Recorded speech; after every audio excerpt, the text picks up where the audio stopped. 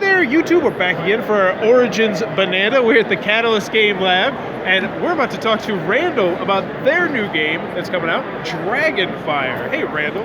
Hey. What is Dragonfire? So Dragonfire is a cooperative deck building game where you are playing as your favorite character classes in a wizard or a fighter, rogue and cleric, and doing the deck building thing. You're going to start out with a specific build of your deck, and then you're going to have a lot of encounter cards here. As we throw some of these out here for you to look at. So as you are defeating your encounters, you're then going to be able to buy from the market to then be able to build and increase your deck as normal. Okay, so in a given turn, you're going to roll out various counters to the players. So you have some really quintessential monsters here: swarming skeletons, swarming zombies. We got a roper here. As you're playing cards out of your hand, each of these have various class type icons that are doing various damage. So we have a martial icon, a deception icon. Right here we're going to have the arcane icon, and then the devotion icon. Okay, and so as you're playing it, you're going to then be matching it to this damage track that's coming down. So in this instance, with the swarming zombies, if I had these three cards in my hand, I actually wouldn't be able to do anything to this particular monster at this time because he has a devotion class icon at the top of his damage track, and I don't have any of those. Okay. However, the roper over here, he starts out with a colorless. So I would in fact be able to play all four of these to be able to hit that first one. So then I take a clip and I put it on that first level, and it would go ahead and be defeated. Okay. So then you're working your way down through. Once you've gone through the damage track, you're then going to pay out the gold, and everyone's going to get gold at the table. Because again, this is a cooperative play. This is the party is down in the dungeon. Monsters are swarming up through them in the passageways. So you defeat them as a group.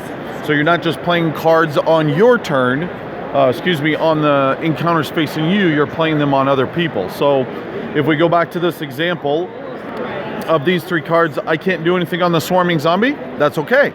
I can try to hit some of these others. For example, I might play two cards to come over here against the swarming zombie, and then on the next player's turn, perhaps they have the devotion card needed to go ahead and defeat the encounter. One of the best parts of the game is something called the Dragonfire deck, which is a deck where you're rolling up events. It's kind of like the game master putting pressure on the events. So every time you go around the table, you're going to roll up this Dragonfire, and then as that effect applies, you then pass that Dragonfire card into the discard, and that creates a Dragonfire level. And as the Dragonfire level gets harder and harder, the monsters get harder to deal with. Additional really scary monsters start rolling up. So for example, on our roper here, okay, he's actually going to heal himself a level every time he attacks. It actually makes him pretty scary. But if we were up at a Dragonfire count 6, meaning if we had taken 6 rounds and we still hadn't defeated him, then suddenly it's going to increase where he's healing himself 2 rounds. And if we're all the way up at 8, he simply heals himself completely every time. So he can get pretty scary. So that's kind of how the way it unfolds.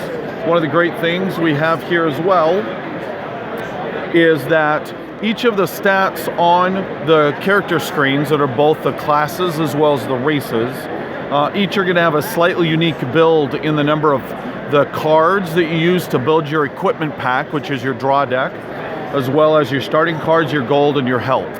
Okay. For those of you who have played Crossfire, in that game, you had your basic races, your meta types of 5 cards, and that was pretty much it.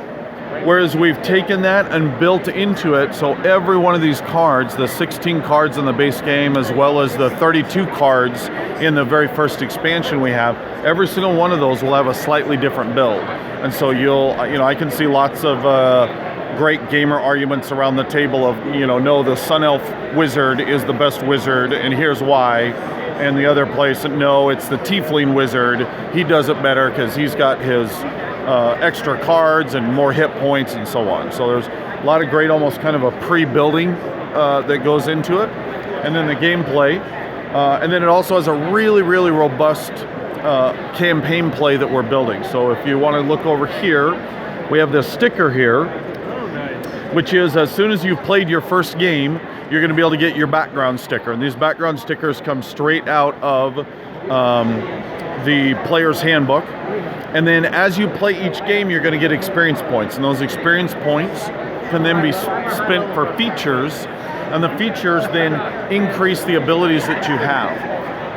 And so, for example, if you're a fighter, okay, not only do you have the various fighting styles straight out of the player's handbook that you can unlock in stickers, but you can then even start going down into the subclasses. You can decide, I can be a champion or I can be an Eldritch Knight. And if I choose that path, then the stickers kind of delve down into that style of play, and it really changes how I'm playing as well as increasing the strength I have to play. And then as you also complete every adventure, if you make it that far, you're then able to get magic items as well. So there's just lots and lots of play options, and we're just super excited about this. Demoing it here at Origins, excuse me, and then it should be available at Gen Con and then shortly thereafter on stores shelves. All right, very cool. That's the upcoming Dragonfire coming out this summer. If it looks like it might be your cup of tea, be sure to check this one out. And if you're enjoying this Origins coverage, please be sure to click on that subscribe button down below. As always, thanks for your time, you two.